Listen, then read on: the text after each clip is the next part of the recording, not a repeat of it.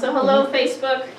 Hello, hello. Yeah, so we're getting a little more technical here. We got a lot of equipment back there. Good morning, everyone. Good morning. Good morning. Hello, world. Hello, world. Yes, yes. It's now going way outside this community. Yeah, it's a hello, world. All right. So this month's theme is a world that works for everyone. And the way I'm doing my talks this month is I'm picking passages from a beautiful sermon. It was the last sermon that our founder Ernest Holmes did, called Sermon by the Sea. And he did it in 1959, and it was his last sermon before he passed. And I'm pulling passages from that each week.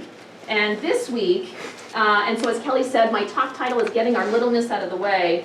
And so here's the passage for this week. Find me one person who can get their own littleness out of the way, and they shall reveal to me the immeasurable magnitude of the universe. Powerful, yeah? Such a powerful statement about who we are, these two parts of ourselves. We have this human side, this littleness, this part of us that sometimes feels insignificant, feels small, yeah, the human side. And then we have this spirit, this spiritual self that is connected to that immeasurable magnitude of the universe. Those two parts of us. And when we can get our littleness out of the way, when we can get that smallness out of the way, we can access that immeasurable magnitude even more. So that's what I'm going to talk about today. Yeah, so, not feeling good enough is probably, look at that little picture, isn't that sweet? Don't we feel that way sometimes? That small, right? Yeah, not feeling good enough is probably the most common experience that all of us have at times.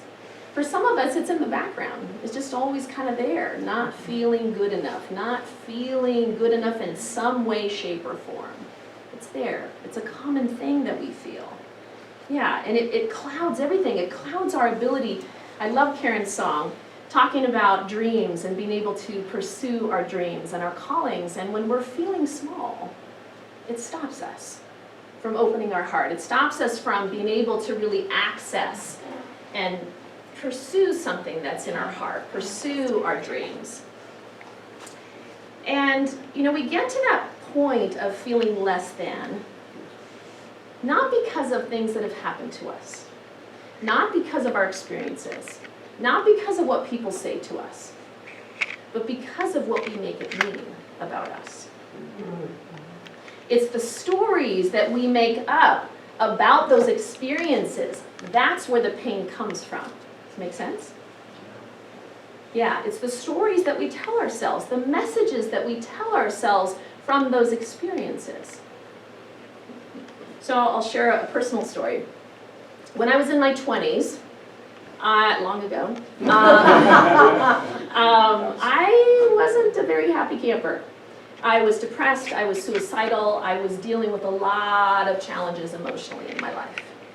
And a dear friend invited me to a seminar called the Landmark Forum. Who knows what the Landmark Forum is? Anybody in here know what that is? Okay.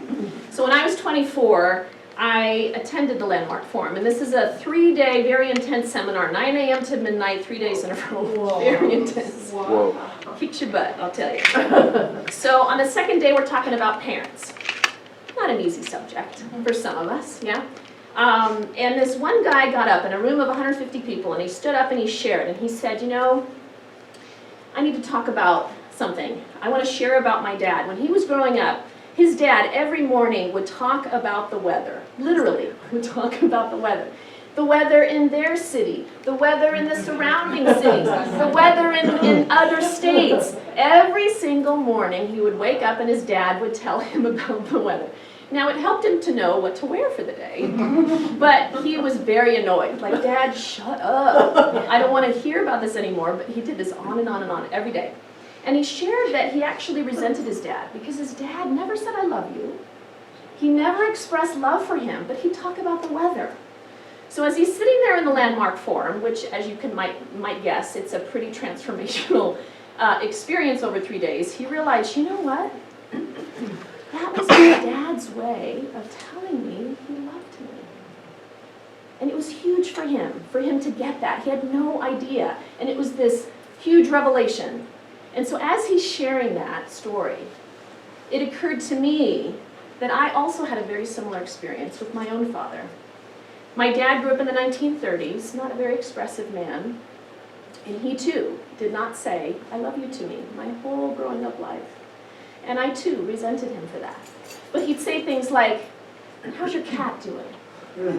How's your car? Is your car running okay? How's school? How are you doing in school?" And after a while, I'm like, "God, Dad, like, can you ask me something personal, more meaningful to me?"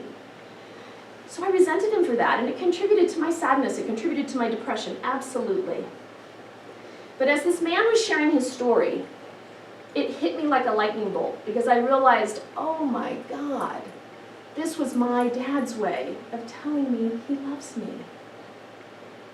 Huge moment for me, changed my relationship with my dad forever. And don't you know that what I ended up doing after that is I started noticing all the ways my dad was showing me he loved me. And boy, was there a lot of them that I wasn't even aware of, I wasn't even noticing. And the miracle of that whole thing is that shortly after that, and I didn't share any of this with my dad started saying, "I love you" to me. And he did so until the day he died. It was amazing. It was amazing. On some level, perhaps he was feeling this resentment and this energy and this attachment to, "Dad, tell me you love me." And I let it go. And then he started telling me. Amazing, amazing. You know? So, we all make up these stories. We make up these stories, and so many of them are not true. About ourselves, about others in our lives, and we live that out year after year after year. We do this, we all do this, yes? Yes. We have all done this. Yeah, and then once we have gotten it in us that it is the truth about that person or about that situation, we look for evidence to prove we are right about that, do we not? Right, there they go again. There my dad goes again. He's asking me some silly question about my cat. There he goes again. He must not love me. There he goes again. There he goes again. We all do that. We look for that evidence. And so I invite you to look at the stories in your life, the stories that you tell yourself over and over again. Is it possible that they're not true? Is it possible that you've been holding on to stories about family members, your own self, jobs that perhaps from the past, bosses, whatever it may be, government leaders? I don't know, just saying, okay? We hold on to stuff, and how does it make us feel when we hold on to those stories? Not so good. Yeah. And so I just invite you to look at the stories that perhaps you're holding, that are impacting you, maybe not such a positive way. These stories block us from opening our heart. They block us from connecting to that beautiful, immeasurable magnitude of the universe that Holmes was talking about, does it not? It blocks us from being able to do that. Because when we are we're caught in those stories, oftentimes it contributes to us feeling small, contributes to us feeling insignificant. And when we're in that space, our heart is shut. Our heart is closed. We can't open to that immeasurable magnitude that the divine is. Because truthfully, the only thing, okay, thanks Chris, I think okay, the only truth is that we are these magnificent beings of light. We are divine love. We are absolutely divine love, but when we are feeling small, we forget that. When we're caught up in our stories, we forget that. We forget who we are. And people's opinions of us, boy, do we let those get to us too, don't we? People can stand right there in front of us and say something negative about who we are or about what we're capable or not capable of. And we take it as if it's the truth about us, especially if it's negative. Mm-hmm. If it's positive, sure, take that on. But if it's negative, we even more so take it on. I love what Eleanor Roosevelt says, "No one can make you feel inferior without your consent." And isn't that true? Such a simple statement. We've probably all heard that. But it is true. The person is standing right in front of us, and we take it on as if that is the truth about who we are. Why do we do that? Why do we do that as human beings? We take it on, and we allow these feelings of inferiority and these feelings of smallness to completely take over and replace the actual truth that we are, which is we are divine, whole, complete, connected always to that immeasurable magnitude of the universe. And truly, when someone is saying something negative to us, it's never about us. We think it is. It's about their stuff. It's about the prism that they are seeing something through, their history, their experiences. It's always about their stuff. It's not about us. It's never about us. But we believe it as if it is. We're capable of so much more than we realize. If you no longer believed these opinions that people have, if you no longer believe the stories that you're carrying, what would you be capable of? What would you be capable of? What calling, perhaps, is there that you've been hiding or running from or dismissing? Is there a dream? Is there something in you that you have been keeping hidden from the world? And some of you may be thinking, I'm retired, I have a good life, I have a good family, I have great grandkids, I get to hang out with my family, and it's all well and good. I had a calling when I was in my 30s, 40s, but now, not so sure. It's, that's for other people. Or I don't have the energy for that. Yeah. But isn't it possible that there's a calling in you, that there's something in you to be explored? We tend to give up on that so easily, and we assume that it's too late. Or we make up some other story about why we can't pursue a calling, or why we can't pursue a dream within us. And if you desire to find out what that is, it's a matter of stopping and asking the question. And just asking, what is my soul desiring me to do? What is my soul calling me to do? We so fear being criticized and judged, it stops us from taking action in our life, does it not? Our fear of criticism and judgment completely blind us from taking action and moving forward in our life.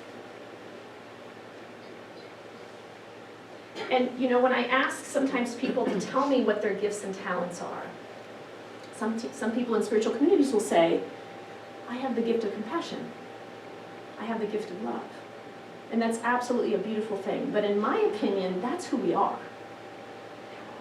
All of us have the gift of love and compassion. If our heart is open, that is who we are. Gifts and talents, what I'm talking about is there's a unique soul expression, there's a unique soul signature that every single one of us has. Do you know what that is? Do some of you know what that is? And if you don't, why not be open to uncovering that? Doesn't matter what age you are, doesn't matter what stage of life you're at, doesn't matter. Because by opening ourselves to that, it can actually open us to a life that we have only dreamed was possible. Truly. And so asking your soul, what are you called to do? Tuning in and asking that. Aren't you curious? If you don't know, aren't you curious what it might have to say to you? Or are you scared that it might say something that's like, oh God, I don't want to do that? Yeah, it takes some courage. It absolutely takes some courage. Yeah.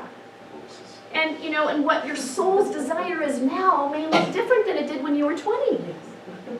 It may look completely different. But why not ask? Why not ask?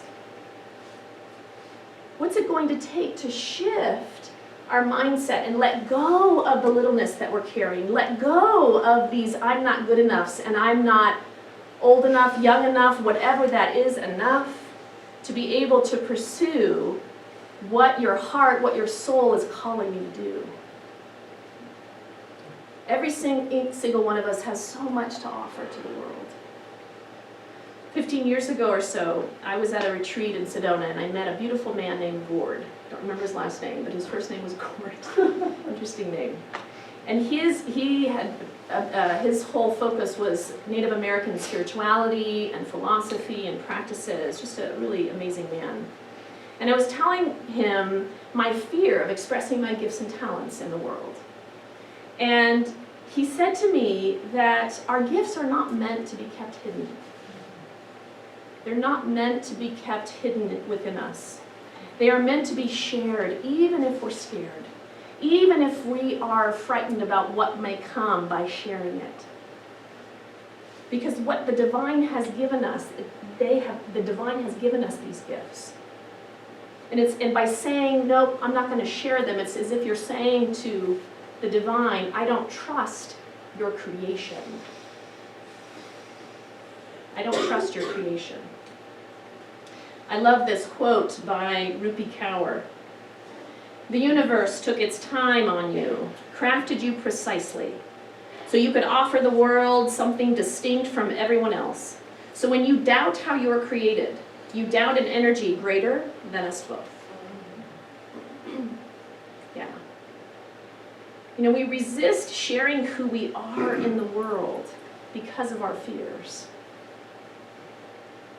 And yet, it perhaps is the very thing that could bring us the most joy.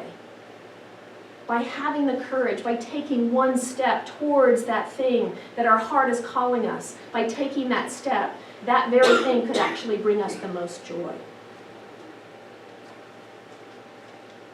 Greg Lavoie, a man who wrote a book called Callings, says this about resistance. Resistance means you're close to something important, something vital for your soul's work here, something worthy of you. If a path feels safe, it's probably not the right path. But if it scares you, it probably is. And the degree of resistance you have is probably proportionate to the amount of power waiting to be unleashed once the no breaks through a yes and the call is followed. Powerful. Yes? Yeah. And so if we're brave enough to uncover what is there waiting within us, extraordinary things are powerful. Extraordinary things are possible for us.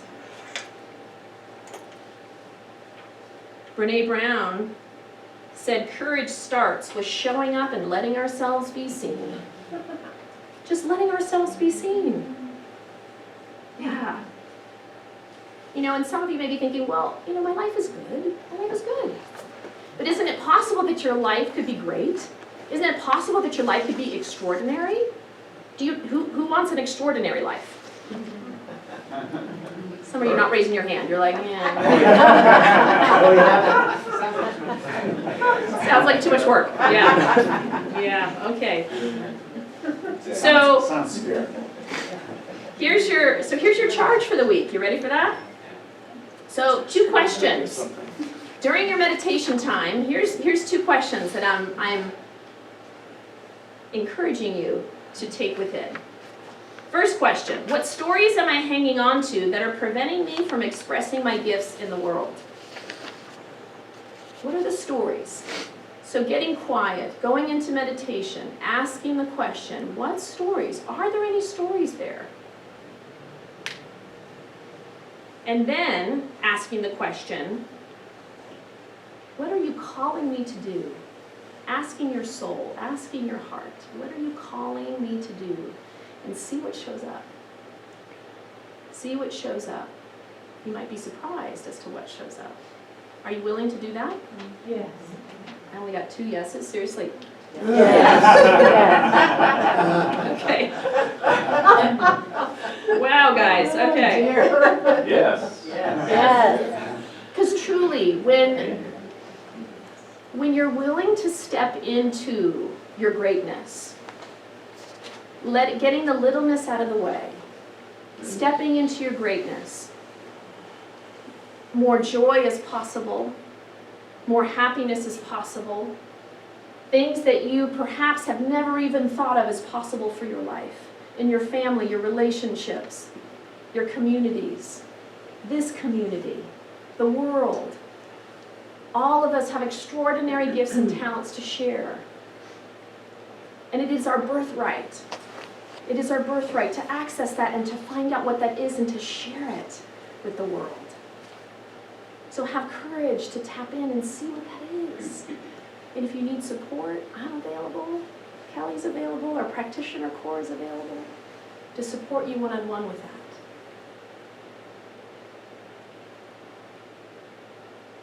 So let's end with our affirmation once again.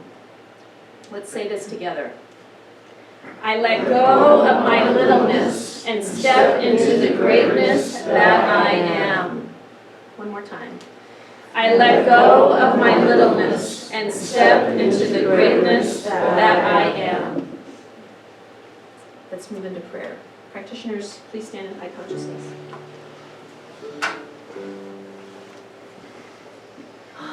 And so let's just begin by taking a breath.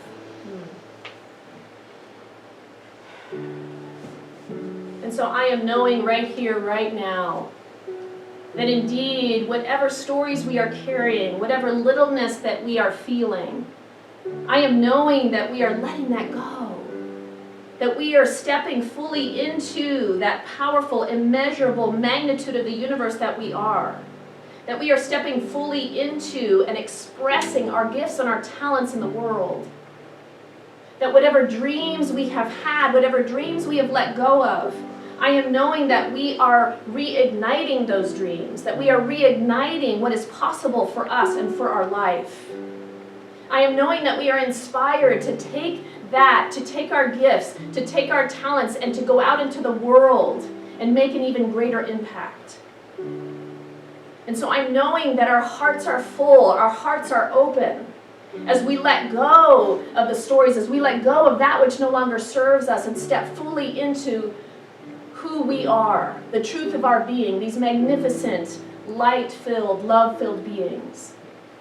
And so I'm knowing as we go out into our week that we are blessed, as we notice and remember our gifts, as we notice and remember our talents, that we are able to embody those in a way that we haven't been able to before.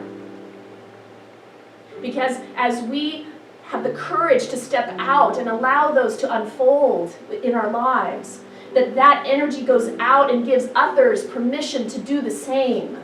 And what an extraordinary world we would live in if everyone was expressing their true talents and their gifts. And so I am just giving such great thanks for this, knowing that this is so.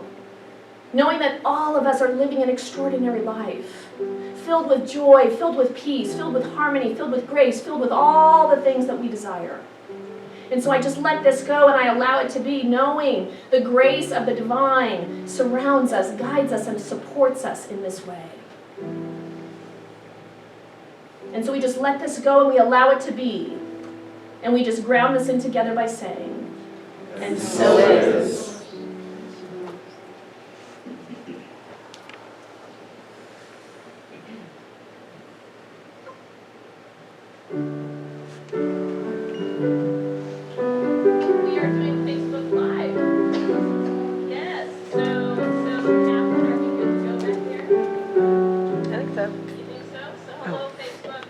It's in your eyes.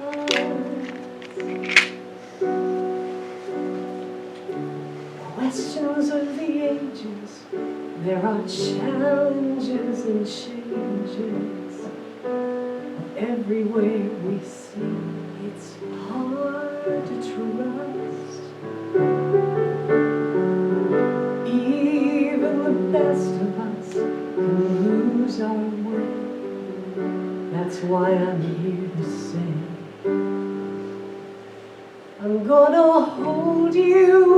in the light. Hold you in the light. Hold you till you know again that everything's alright. I'll remind you, as you are enough. I'm gonna hold you in the light of love.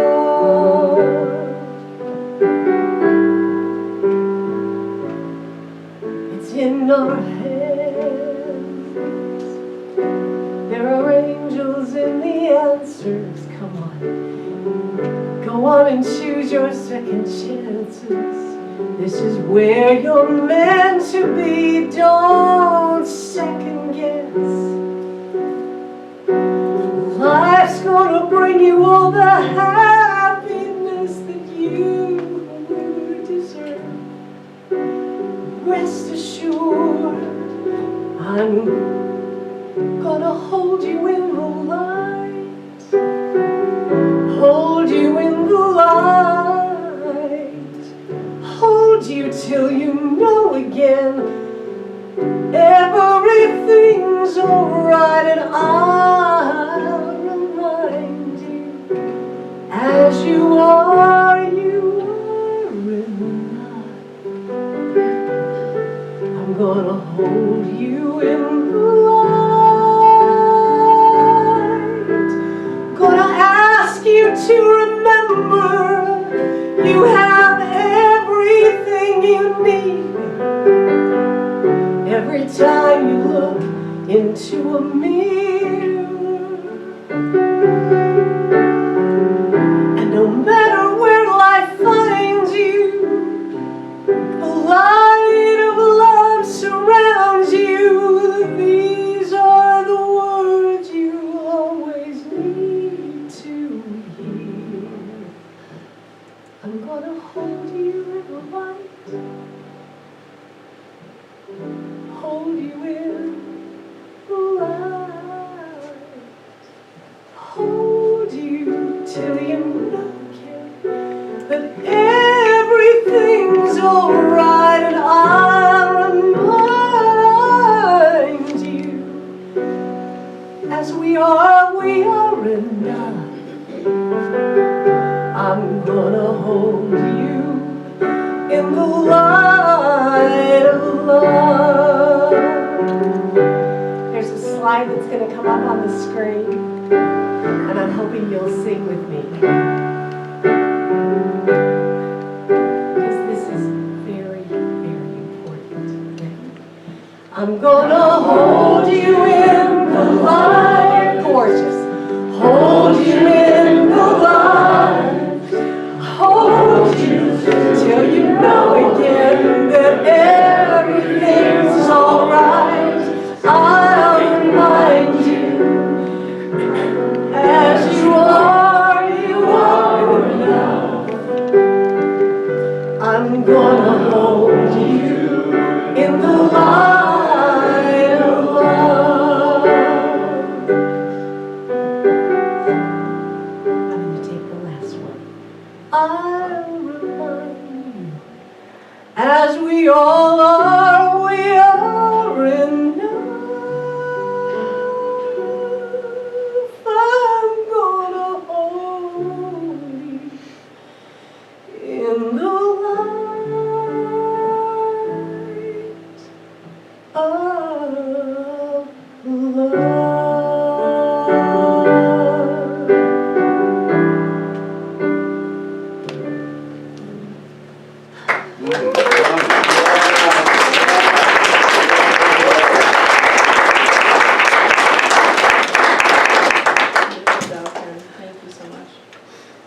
Thank you to all of you. So it's time in our service for our gifts and our offerings. Thank you to all that you give, as it allows our community to do all the wonderful work that we are doing. And I also want to mention that if you have cash and would like to put it in an envelope so that you can, at the end of the year, we send out letters just acknowledging what you've given. So if that is important to you so that you can track that. Put it in an envelope with your name on it so that we can do that. And Lori has envelopes in the back. If you need one, raise a hand and she'll bring one to you. No. I know. I heard that.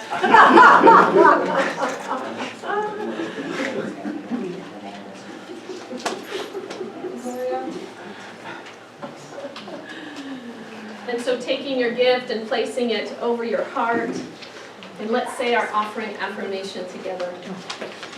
This perfect gift is spirit informed, circulating and blessing all it touches.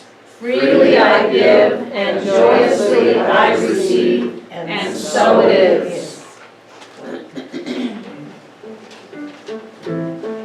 God is my source, God is my power, God gives me everything I need, and I give thanks for all my blessings, God gives me everything I need. Put your hand together, God is my source, God is my power, God gives me everything I need. Here you go, and I give thanks for all my blessings, God gives me everything I need.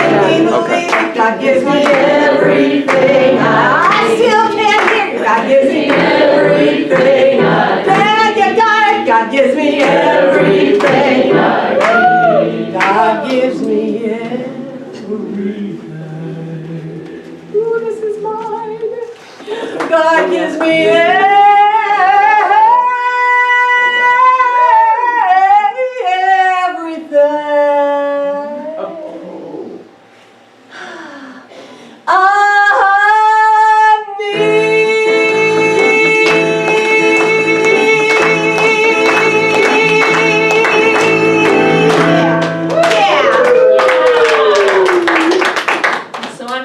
That God does indeed give us everything we need to support this community and being able to continue to go out and transform lives, and I'm just so grateful for that. Thank you, thank you, thank you, God. Thank you, and so it is. And so it is.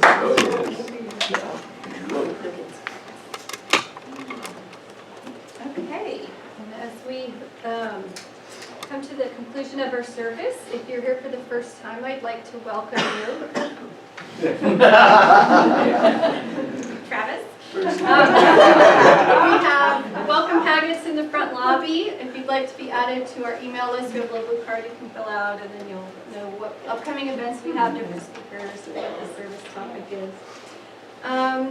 We don't have any children today, so we're the children. We are. But what we do have is prayer. Mary Ann and I will both be up front for prayer after service. If anyone wants to come up, we have what's called 2-minute miracles. Tell us what's going on, and we'll know the truth for you. We also have a prayer box out in the lobby that you can write down what you would like prayer on, stick it in the little box, and one of us will pray on it all week.